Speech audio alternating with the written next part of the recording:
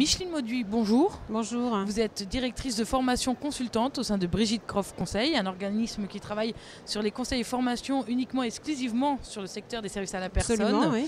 Donc depuis 1995, donc vous formez sur l'ensemble de la chaîne du secteur. Nous allons parler avec vous aujourd'hui des formations d'encadrants. Est-ce que vous pouvez nous dire ce que propose Brigitte Croft Conseil? D'accord, donc depuis le début de Brigitte Croft Conseil, on a toujours axé principalement notre travail sur la formation des encadrants, puisque une personne qui est à domicile, pour qu'elle travaille bien, il faut qu'elle soit bien encadrée. Et donc ce niveau a souvent été négligé.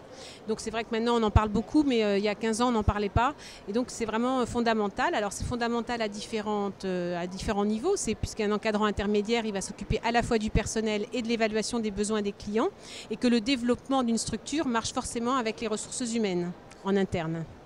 Alors, on reste toujours sur les encadrants en leur donnant quelques conseils pour ceux qui regardent cette vidéo. Comment bien gérer son personnel quand on est encadrant? Qu'est-ce que vous pourriez donner comme conseil? Le premier conseil, j'ai envie de dire, c'est de bien les connaître, et pas seulement par le petit bout de la lorgnette ou par juste les compétences qui sont utiles directement auprès des clients, mais vraiment de connaître largement les compétences et les centres d'intérêt des personnes. Donc vraiment d'aller en finesse sur la connaissance des personnes, les compétences génériques, c'est-à-dire le sens de l'organisation, travailler sous pression, enfin vraiment connaître bien. Et puis de l'autre côté, bien sûr, la clientèle. Du coup, quand on fait une visite à domicile ou qu'on a le client en face de soi, on sait ce que le client va vouloir va pouvoir trouver comme compétences en face. Alors l'autre chose, c'est que si on connaît bien son personnel, on peut faire une offre de services différente. Par exemple, on sait que sur ménage, repassage, enfin sur les actifs, il manque quelque chose beaucoup, c'est la couture. Je vous donne un exemple.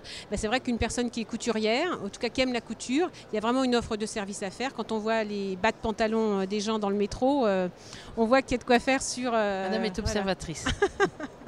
Voilà, par exemple. Donc, proposer une offre de service en interne, à partir des ressources internes, qui fait que les gens vont compléter des heures et vont aussi savoir vendre leur savoir-faire auprès de la clientèle et d'agrandir le nombre d'heures vendues. Vraiment que les intervenants soient aussi des relais parce qu'elles sont soutenues, accompagnées par leurs responsables intermédiaires. Micheline Mauduit, je vous remercie. Merci pour tous ces conseils.